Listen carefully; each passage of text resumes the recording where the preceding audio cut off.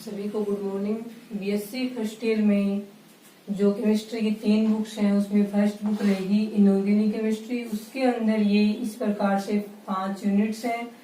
First unit के 2 parts बनेंगे, atomic structure और सेकंड है पीरियोडिक प्रॉपर्टीज। एटॉमिक स्ट्रक्चर यानी परमाणु की संरचना के बारे में पढ़ना है। पीरियोडिक प्रॉपर्टीज में हमें जो आयोनाइजेशन एनर्जी है, इलेक्ट्रॉन एफिशिएंसी है, इलेक्ट्रोनेगेटिविटी है, इनको हमें यहाँ पे पढ़ना है। उसके बाद में जो सेकंड यूनिट है उसमें रहेगी केमिकल बॉन्डिंग, रासायनिक बॉन्डिंग यानी रासायनिक बंधन फर्स्ट पार्ट रहेगा। इसके अंदर हम पढ़ेंगे सह संयोजक बंध को, ठीक है। उसके बाद जो यूनिट थर्ड है उसके अंदर भी केमिकल बॉन्डिंग है, लेकिन ये कौन सी होगी, chemical bonding second and chemical bonding third. 2 parts बनेंगे इसके, केमिकल बॉन्डिंग सेकेंड और केमिकल बॉन्डिंग थर्ड। ये जो सेकंड वाली केमिकल बॉन्डिंग है उसके अंदर हम पढ़ेंगे आयनिक बॉन्ड को, और थर्ड वाली जो बॉन्डिंग है उसके अंदर हम पढ़ेंगे जो वीक बॉन्ड होते हैं उनको पढ़ेंगे। वीक बॉन्ड में 2 बॉन्ड आते हैं, एक तो होता है हाइड्रोजन बॉन्ड और सेकंड इसके अंदर आएगा आपका वान डेर वाल्स बॉन्ड, ठीक है। तो chemical bonding first second third ये दोनों यूनिट्स के अंदर आ जाएंगे। उसके बाद में आपकी रहेगी यूनिट फोर्थ में भी 2 पार्ट्स हैं। एक पहले पार्ट्स में रहेगा एस ब्लॉक एलिमेंट्स जो आपने 11th में पढ़े थे, और सेकंड पार्ट्स में रहेगा पी ब्लॉक एलिमेंट्स जो आपने आधे तो पढ़े थे 11th में, और जो 3 वर्ग थे पी ब्लॉक के वो आपने पढ़े थे 12th क्लास में। उसके बाद में आपकी रहेगी यूनिट फिफ्थ के अंदर रहेगी नोबल गैस जो 18वां वर्ग है पी ब्लॉक का। उसमें जो गैस है उनको नोबल गैस बोलते हैं। उन गैसों को और उन गैसों के जो कंपाउंड्स हैं यौगिक उनको हम पढ़ेंगे यूनिट फिफ्थ में। इसी के साथ साथ में पी ब्लॉक के तत्व हैं उनके कुछ यौगिक हैं उनको भी हम इसी यूनिट के अंदर पढ़ेंगे। तो जो इनऑर्गेनिक केमिस्ट्री की जो 500 यूनिट्स हैं वो आपके इस प्रकार से रहेंगे। आज हम इसमें स्टार्ट करेंगे यूनिट फर्स्ट का जो फर्स्ट पार्ट है एटॉमिक स्ट्रक्चर, उसे हम आज की क्लास में शुरू करेंगे, ठीक है। तो आज हम स्टार्ट करें यूनिट फर्स्ट एटॉमिक स्ट्रक्चर्स को, जो कि यूनिट फर्स्ट का फर्स्ट पार्ट रहेगा।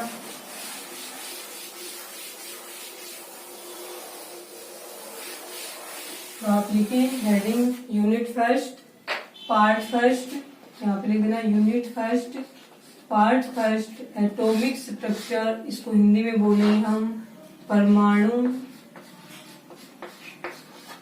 संरचना, एटॉमिक स्ट्रक्चर या परमाणु संरचना। अब हमें परमाणु संरचना के अंदर क्या पढ़ना है, यानी इस वाले यूनिट में हमें कौन कौन से टॉपिक पढ़ने हैं वो देखें। इसमें सबसे पहले तो हमें पढ़ना है कि परमाणु की जो संरचना है उसको समझाने के लिए कौन कौन से साइंटिस्ट ने कौन कौन से मॉडल दिए थे। उसके अंदर एक तो ये थे कि डी ब्रोगली थ्योरी बोलते हैं, de Broglie theory. De Broglie का जो सिद्धांत है या फिर डी ब्रोगली का जो तरंग प्रकृति का सिद्धांत है या डी ब्रोगली का द्वैत प्रकृति का सिद्धांत है वो इसी के अंदर आ जाएगा। उसके बाद में हमें सेकंड पढ़ना है हाइजेनबर्ग अनसर्टेनिटी प्रिंसिपल, यानी हाइजेनबर्ग का अनिश्चितता का जो सिद्धांत है वो हमें इसके अंदर पढ़ना है।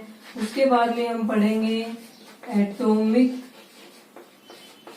ऑर्बिटल्स यानी परमाणु कक्षक है, एसपीडेफ उनकी आकृति है वो पढ़ेंगे। उनके अंदर इलेक्ट्रॉन डेंसिटी किस प्रकार से होगी वो पढ़ेंगे। उसके बाद हमें रहेगा अपना जो टॉपिक है वो रहेगा इलेक्ट्रॉनिक कॉन्फ़िगरेशन, इलेक्ट्रॉनिक विन्यास क्या होता है वो पढ़ेंगे। उसके बाद हम पढ़ेंगे इलेक्ट्रॉनिक विन्यास यानी कि जो परमाणुओं के कक्षक होते हैं एसपीडीएफ कक्षक, उनके अंदर इलेक्ट्रॉन है वो किस प्रकार से भरे जाएंगे। यानी कक्षकों में इलेक्ट्रॉनों को भरने के लिए जो 3-4 नियम है, ओवो का नियम, पाउली का नियम, वो नियम है वो इसके अंदर हम पढ़ेंगे। N+L का नियम है, सेकंड क्वांटम संख्या का नियम है वो हम इसके अंदर पढ़ेंगे नियम। उसके बाद जो अपना नेक्स्ट टॉपिक रहेगा वो होगा इसके अंदर quantum numbers and their use, क्वांटम संख्याएं और उनके जो उपयोग है वो पढ़ेंगे। इसके बाद में एक इसके अंदर आएगा स्लेटर रूल, स्लेटर का नियम, वो हम इसके अंदर पढ़ेंगे, ठीक है। एक दो टॉपिक और भी होंगे, शायद रह गए होंगे। मेन ये टॉपिक्स हैं जो हम इस यूनिट के अंदर पढ़ेंगे। तो सबसे पहले हम इस यूनिट में पहले परमाणु की संरचना के अंदर स्टार्ट करेंगे। डी ब्रोगली का जो सिद्धांत है वो हम इसमें सबसे पहले स्टार्ट करेंगे। तो देखिए इसे,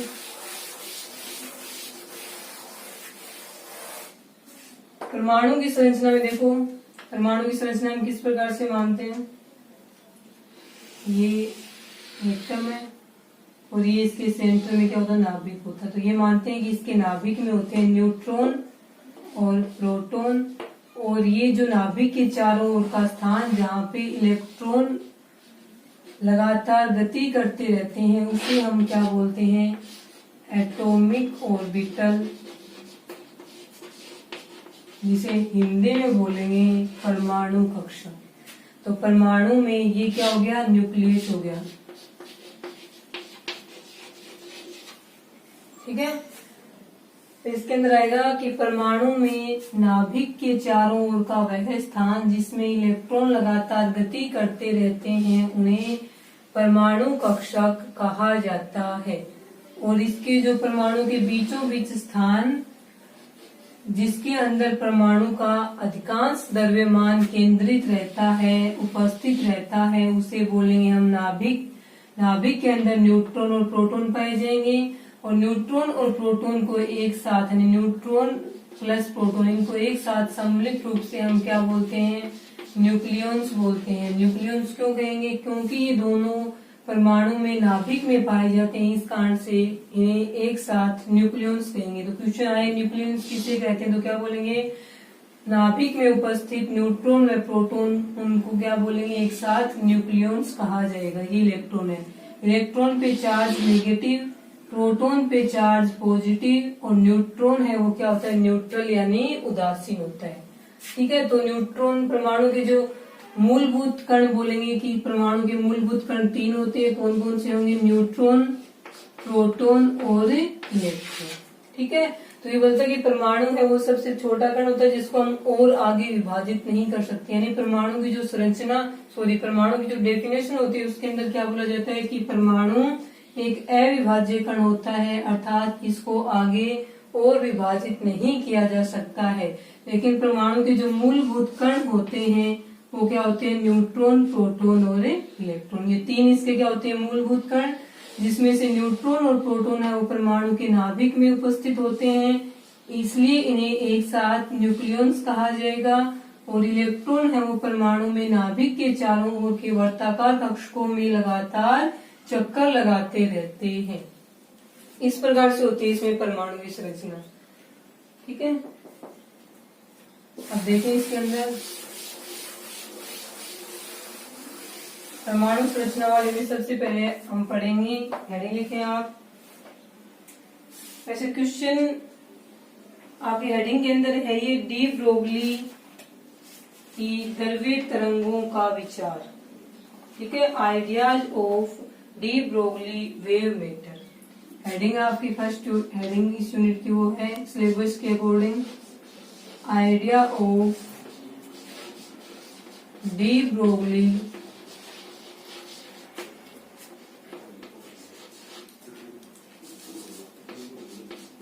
मेटर वेव।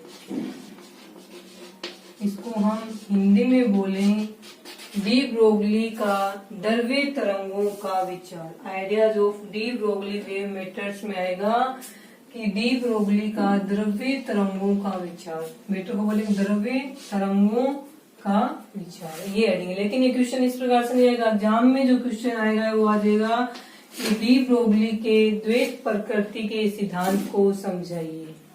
क्वेश्चन क्या आएगा आपका, डी ब्रोगली के द्वैत प्रकृति के सिद्धांत को समझाइए। ठीक है, तो इसके अंदर देखें क्वेश्चन रहेगा, डी ब्रोगली की द्वैत प्रकृति के सिद्धांत को समझाइए। Dual nature theory of de Broglie, de Broglie का द्वैत प्रकृति का सिद्धांत। इसके अंदर देखें, जैसे हम प्रकाश तरंगे जो होती हैं, लाइट वेव्स, इनके लिए क्या बोला जाता है कि जो प्रकाश तरंगे होती हैं वो 2 प्रकार का व्यवहार करती है। यानी प्रकाश तरंगों की जो प्रकृति है वो कैसी होती है, ड्यूअल नेचर, यानी प्रकाश तरंगें द्वैत प्रकृति की होती हैं। द्वैत प्रकृति का मतलब होता है कि ये प्रकाश तरंगें कण व तरंग दोनों के रूप में व्यवहार कर सकती हैं। ठीक है, तो इसमें आएगा कि प्रकाश तरंगों की द्वैत प्रकृति का होने का मतलब है कि प्रकाश तरंगें कण के रूप में भी पाई जाती हैं और तरंग के रूप में भी पाई जाती हैं। अब इसके अंदर देखें, यानी कि प्रकाश तरंगों के अंदर दोनों गुण प्रेजेंट होते हैं, यानी ये कण के रूप में पाई जा सकती हैं और तरंग के रूप में भी पाई जा सकती हैं, लेकिन एक समय में ये इन दोनों में से किसी एक रूप में ही पाई जाएंगी। ये नहीं कि एक समय में ही ये पार्टिकल के रूप में, उसी टाइम ये वेव के रूप में, ऐसा नहीं होता। ये तरंगे होती हैं ये पार्टिकल के रूप में रहेंगी तो ये गुण शो नहीं होगा, और जब ये तरंगे गुण शो करती हैं तो पार्टिकल वाला गुण है वो शो नहीं होता है।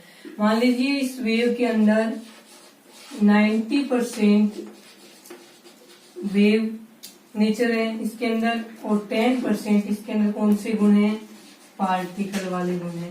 तो अब ये बताइए कि ये जो लाइट वेव है, एक लाइट वेव जिसके अंदर 90% वेव प्रॉपर्टीज है और 10% पार्टिकल प्रॉपर्टीज है, तो ये वेव इन दोनों में से किसके रूप में पाई जाएगी, वेव के रूप में पाई जाएगी, यानी तरंग के रूप में पाई जाएगी। क्योंकि किसी भी तरंग के अंदर पार्टिकल और ये जो तरंग है इन दोनों में से जिसके गुण ज्यादा होते हैं वो तरंग उसी रूप में पाई जाती है। अब इसके अंदर देखें आप आगे,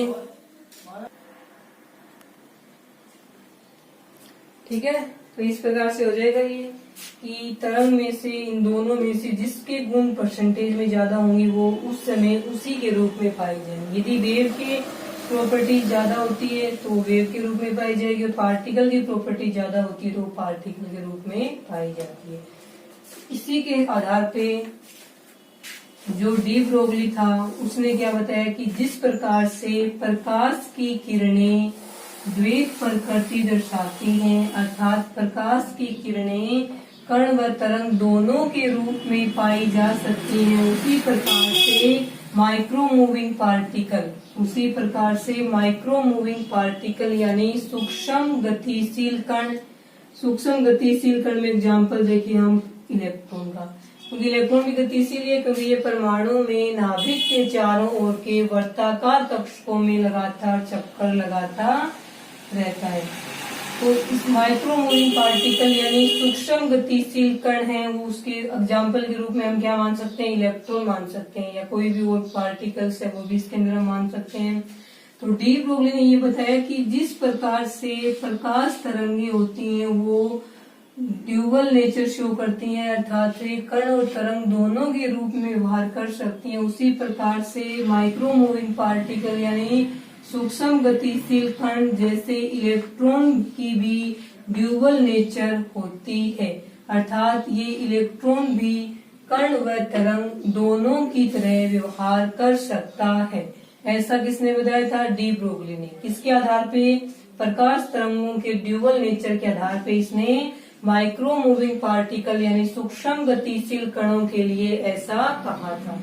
तो लाइन देखो इसमें क्या लिखी जाएगी, डी ब्रोगली ने बताया कि, फर्स्ट लाइन लिखी, इतना लिखने के बाद में लिखी जाएगी कि डी ब्रोगली ने बताया कि प्रकाश तरंगों की तरह है, प्रकाश तरंगों की द्वैत प्रकृति की तरह ही सूक्ष्म गतिशील कण जैसे इलेक्ट्रॉन भी द्वैत प्रकृति दर्शाते हैं, अर्थात वे कण व तरंग दोनों के रूप में व्यवहार कर सकते हैं। ये था इसमें स्टेटमेंट डी ब्रोगली का। ठीक है, इतना लिखने के बाद में देखें डी ब्रोगली ने अपनी जो समीकरण दी थी वो किस प्रकार से आई थी।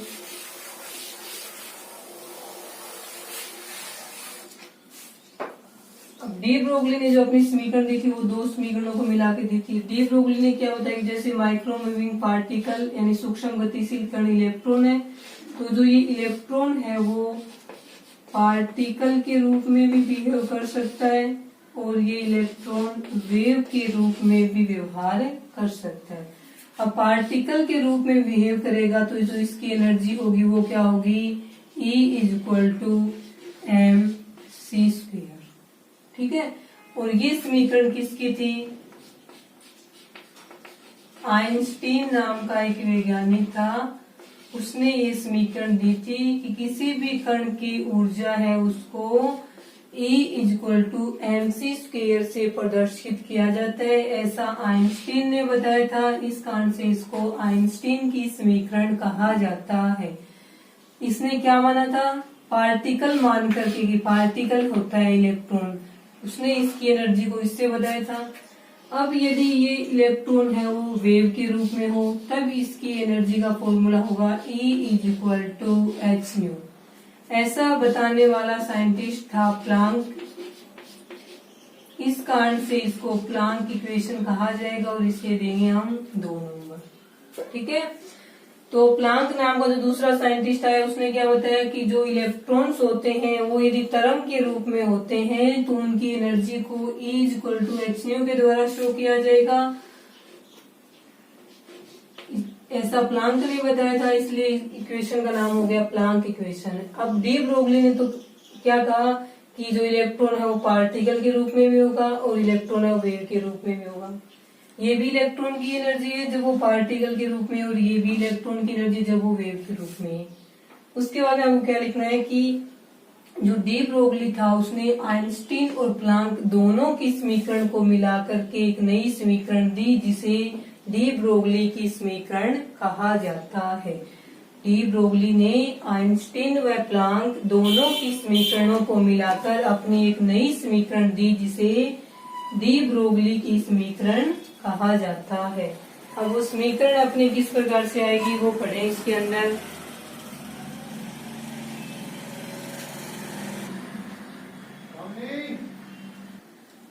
अब इसके अंदर आप देखें, इतना लिखने के बाद में आपको क्या करना है कि आइंस्टीन ने भी क्या बोला था कि इलेक्ट्रॉन की ऊर्जा के बारे में बताया था, प्लांक ने भी इलेक्ट्रॉन की ऊर्जा के बारे में बताया था। ये दोनों ही समीकरण इलेक्ट्रॉन की ऊर्जा को बता रही हैं, इसलिए ये दोनों ही क्या होंगे? इक्वल होंगे। नहीं, इलेक्ट्रॉन की एनर्जी जब वो पार्टिकल के रूप में है और इलेक्ट्रॉन की एनर्जी जब वो वेव के रूप में, दोनों एक दूसरे के क्या होने चाहिए? इक्वल होने चाहिए। तो हम यहाँ पे क्या लिखेंगे इसमें? फ्रॉम इक्वेशन 1 and 2, ठीक है। 1 और 2 से क्या लिखेंगे हम? इसके अंदर आ जाएगा hν = mc²। ये बनेगी अपनी इसके अंदर 3rd नंबर समीकरण, यानी कि समीकरण 1 व 2 से, क्योंकि समीकरण 1 और 2 में जो एनर्जी है वो दोनों ही किसकी है? इलेक्ट्रॉन की है, तो इसलिए दोनों एक दूसरे क्या होने चाहिए? इक्वल होने चाहिए। इसलिए हम लिखेंगे फ्रॉम इक्वेशन 1 and 2। 1 और 2 से इलेक्ट्रॉन की जो एनर्जी है उसको क्या रखेंगे हम? इक्वल रख देंगे। अब इसके बाद जो नेक्स्ट लिखा जाएगा वो देखें इसके अंदर कि जो इसके अंदर म्यू बराबर क्या होता है? C/λ होता है, ठीक है। तो म्यू इसके अंदर क्या है वो देखें, इसके अंदर लिखा जाएगा आपके म्यू के अंदर आएगा, ठीक है। तो इसके अंदर देखो म्यू क्या होगा? म्यू होती है फ्रीक्वेंसी। फ्रीक्वेंसी को हिंदी में क्या बोलेंगे? आवृत्ति। तो ये क्या है? आवृत्ति। सी हो जाएगा अपनी velocity of light. Velocity of light यानी प्रकाश का वेग, जिसकी वैल्यू रहेगी 3 × 10⁻10 मीटर सेकेंड इनवर्स। यदि ये सेमी में लिखे तो यहाँ पे क्या आ जाएगा? सॉरी 10⁸ मीटर वाला, ठीक है। सेमी में लिखेंगे तो यहाँ पे क्या आ जाएगा? 10 आ जाएगा। उसके बाद में लेमडा है, लेमडा यहाँ पे क्या हो जाएगी? वेवलेंथ। वेवलेंथ तो म्यू होती है आवृत्ति, सी हो जाएगा प्रकाश का वेग जिसकी वैल्यू लगभग इसके इक्वल रहेगी, और लेमडा होती है यहाँ पे वेवलेंथ यानी तरंग दैर्ध्य होती है। अब हम क्या करेंगे? ये जो म्यू की वैल्यू है उसे हम समीकरण नंबर 3 में ये जो म्यू है इसकी जगह रखेंगे। तो देखिए समीकरण किस प्रकार से बनेगी, साथ साथ में लिख लेना इनको, ठीक है। अब देखिए म्यू की वैल्यू यहाँ से उठा के हम यहाँ रखें तो क्या बनेगा? h × C/λ, ऐसे भी लिख सकते हैं, is equal to m × C × C। C square ना, तो 2 बार लिख दिए इसको, सी इंटू सी। कंप्लीट हो गया। उसके बाद देखें इतना करने के बाद में क्या होगा। अब ये यदि मान लीजिए ये वाला सी है, इसको हम इस साइड लेके जाएं, इस सी को इस साइड लेके जा रहे हैं, तो क्या बनेगा, यहाँ पे बचेगा h अपॉन में lambda is equal to m into C. ये सी ऊपर है, इस साइड जाएगा तो ये नीचे लिखा जाएगा। इतना आने के बाद में इस सी से ये वाला सी कैंसिल, तो क्या बचेगा यहाँ पे h अपॉन में lambda is equal to M C. ठीक है, ये समीकरण आगे मान लीजिए अपने 4 नंबर समीकरण आ गई। तो इसके अंदर हम क्या लिखेंगे कि किसी भी प्रकाश तरंग के लिए mc का मान, द्रव्यमान और वेग का मान वही होता है जो किसी कण के लिए mv का मान होता है। तो इसको लगभग क्या मान लेंगे, इक्वल मान लेंगे। ये तो है प्रकाश तरंगों के लिए, और ये होता है किसी पार्टिकल के लिए। प्रकाश तरंगों के लिए हम वेलोसिटी ऑफ लाइट, प्रकाश के वेग को c से लिखेंगे, जबकि किसी पार्टिकल की जो वेलोसिटी होती है, कण का जो वेग होता है, उसको हम v से लिखेंगे। तो इसके नीचे लाइन क्या लिखी जाएगी, किसी प्रकाश तरंग के लिए mc का मान वही होता है जो किसी गतिशील कण के लिए mv का मान होता है। तो कहने का मतलब ये है कि हम समीकरण नंबर 4 में mc की जगह mv रख सकते हैं, यानी c की जगह हमें क्या रखना है, v रखना है। तो इसके अंदर देखो आप क्या लिखा जाएगा, h अपॉन में lambda is equal to mv। ये हो जाएगी अपनी 5 नंबर समीकरण। अब 5 नंबर समीकरण में h क्या है, लेमडा क्या है, m क्या है, v क्या है, ये हमें देखना है। तो इसमें 5 नंबर के नीचे आप क्या लिखोगे, h वगैरह ये क्या क्या है वो देखेंगे इसके अंदर। तो यहाँ पे हम लिखेंगे लेमडा, तो हमने लिख लिया क्या होता है, h m और v 3 नहीं आए, तो h यहाँ पे क्या हो जाएगा, प्लांक कांस्टेंट, m हो जाएगा यहाँ पे मास ऑफ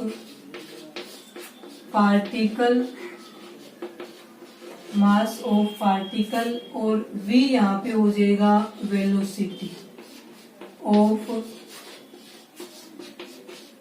पार्टिकल। ठीक है, ये क्या है यहाँ पे, इसको भी लिख ले, लेमडा क्या है यहाँ पे, वेवलेंथ।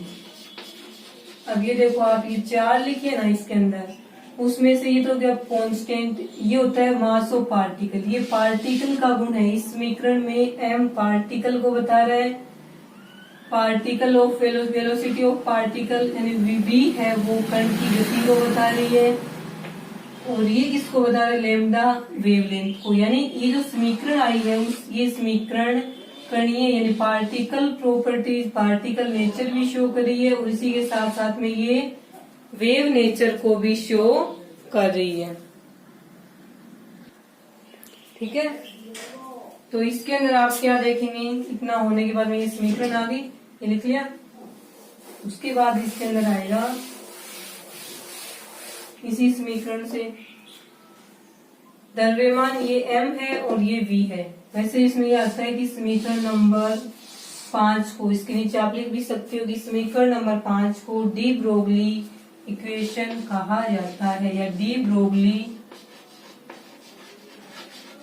वेव इक्वेशन कहा जाता है, डी ब्रोगली की तरंग समीकरण।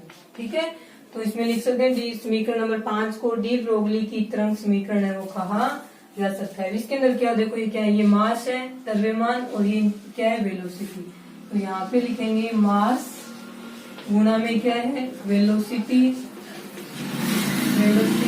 Is equal to h upon में ये प्लांक कांस्टेंट है, और इसके अपॉन में क्या है, ये वेवलेंथ है, यानी तरंग दैर्ध्य है ये।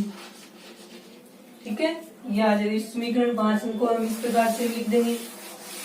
अब इसके अंदर देखो, इसको हम इस प्रकार से भी लिख सकते हैं कि ये वाला मान लीजिए प्लांक कांस्टेंट हटा दिया हमने, तो प्लांक कांस्टेंट हटा दिया तो क्या बनेगा, ये mv इज इक्वल टू, या फिर प्लांक कांस्टेंट हटाने के बाद तो समानुपाती वाला चिन्ह आएगा, और ये आ जाएगा लेमडा। ये हो गई अपनी 6 नंबर समीकरण। 6 नंबर समीकरण में हमने क्या किया, 5 और 6 में चेंज की। 5 से जो प्लांक कांस्टेंट की वैल्यू थी ना, प्लांक कांस्टेंट हटा दिया, उसकी जगह समानुपाती, क्योंकि समानुपाती को बराबर में चेंज करने के लिए हम क्या लगाते हैं, ये कांस्टेंट लगाते हैं। अब समीकरण नंबर 6 से क्या स्पष्ट हो रहा है वो देखें। अब उसके बाद में एक ये भी बात देखें कि द्रव्यमान इंटू वेग का गुणनफल क्या कहलाता है, संवेग कहलाता है। मोमेंटम, मोमेंटम होता है संवेग, और वो क्या होता है, द्रव्यमान तथा वेग का गुणनफल क्या कहलाएगा, संवेग कहलाएगा। और संवेग को यानी ये क्या होता है, इन दोनों का गुणनफल होगा मोमेंटम, जिसको हिंदी में हम बोलेंगे संवेग। तो mv की जगह हम क्या लिख सकते हैं, p लिख सकते हैं। संवेग को p से डिनोट करते हैं, इज इक्वल टू 1 में लेगा। ये बन गई अपनी 7 नंबर समीकरण। अब समीकरण नंबर 7 के लिए हम क्या लिखेंगे, इसी समीकरण के अंदर क्या आ जाएगा, p इज इक्वल टू, इसको इक्वल करने के लिए हम यहाँ पे क्या लगा देंगे, प्लांक कांस्टेंट लगा देते हैं। तो इसके अंदर आगे लिख देना p, यहाँ पे क्या है, मोमेंटम, जिसको हिंदी में हम बोलेंगे संवेग है। ठीक है, तो इसके नीचे हम क्या लिखेंगे कि ये क्या है, संवेग। संवेग किसका होता है, पार्टिकल का होता है। और ये क्या है, वेवलेंथ, जो कि किसकी होती है, वेव तरंग की होती है। दोनों एक दूसरे से क्या है, रिलेटिव है, संबंध में दोनों इसके अंदर। तो समीकरण 7 से यह स्पष्ट होता है कि किसी सूक्ष्म गतिशील कण जैसे कि इलेक्ट्रॉन मान रहे हैं, तो समीकरण 7 से स्पष्ट है कि किसी सूक्ष्म गतिशील कण का संवेग p उस कण से संबंधित जो तरंग होती है, प्रत्येक कण से संबंधित तरंग को द्रव्य तरंग कहा जाता है। तो किसी सूक्ष्म गतिशील कण का संवेग उस कण से संबंधित तरंग की तरंग दैर्ध्य के व्युत्क्रमानुपाती होता है, जहाँ प्लांक कांस्टेंट h उसका समानुपाती स्थिरांक होता है। समानुपाती स्थिरांक क्यों लिख रहे हैं, क्योंकि इसके ये क्या है, समानुपाती में है। ठीक है, तो इसमें लिखा जाएगा, कहा जा सकता है कि समीकरण नंबर 7 से या समीकरण नंबर 6 से हम ये कह सकते हैं कि गति करते हुए किसी कण का संवेग p उस कण से संबंधित तरंग की तरंग दैर्ध्य के व्युत्क्रमानुपाती होता है, जहाँ प्लांक कांस्टेंट h उसका समानुपाती स्थिरांक होगा। तो समीकरण नंबर 5, समीकरण नंबर 6 और समीकरण नंबर 7, इन तीनों समीकरणों को हम डी ब्रोगली की तरंग समीकरण है वो कह देंगे। और इसके साथ में एक होता है, इसके अंदर क्वेश्चन 1 नंबर में क्वेश्चन आता है कि डी ब्रोगली तरंग किसे कहते हैं, या डी ब्रोगली तरंग दैर्ध्य किसे कहते हैं। तो इसमें आएगा कि डी ब्रोगली समीकरण के अंदर ये समीकरण लिखने के बाद हम ये लिखेंगे कि किसी कण से संबंधित तरंग, किसी कण से संबंधित तरंग जिसका किसी कण का संवेग उस कण से संबंधित तरंग की तरंग दैर्ध्य के व्युत्क्रमानुपाती होता है। यदि ऐसा हो कि किसी कण का संवेग उस कण से संबंधित तरंग की तरंग दैर्ध्य के व्युत्क्रमानुपाती हो, तो उस कण से संबंधित जो तरंग होती है उस तरंग को हम क्या बोलेंगे, D Broglie wave, de Broglie की तरंग कहेंगे। और उस तरंग दैर्ध्य को हम डी ब्रोगली की तरंग दैर्ध्य कहते हैं। यानी किसी कण का संवेग यदि उस कण से संबंधित तरंग की तरंग दैर्ध्य के व्युत्क्रमानुपाती होता है, तो उस कण को उस वेव को डी ब्रोगली वेव तथा उस वेवलेंथ को डी ब्रोगली वेवलेंथ कहा जाता है। ये था अपना डी ब्रोगली की तरंगीय प्रकृति का सिद्धांत। उसके बाद अपना जो कल का नेक्स्ट टॉपिक है वो रहेगा हाइजेनबर्ग का अनिश्चितता का सिद्धांत। ठीक है, तो हाइजेनबर्ग का जो अनिश्चितता का सिद्धांत हम कल की क्लास में पढ़ेंगे। आज के लिए इतना ही।